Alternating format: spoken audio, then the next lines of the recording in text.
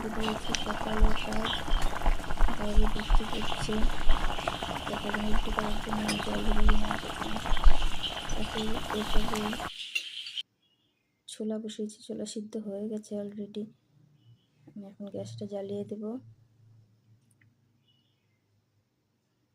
জ্বালানো হয়ে গেছে, এখন আমি প্রেসার থেকে ছোলাটা ঢেলে নেব ঠান্ডা করবার জন্য।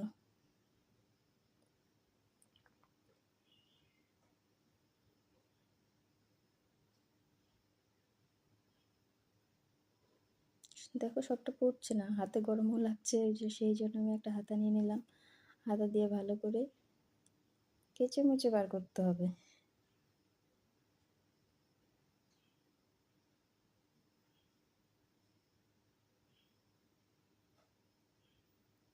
এখন টিফিন বক্সে আগের সেদ্ধ করা আলু আছে,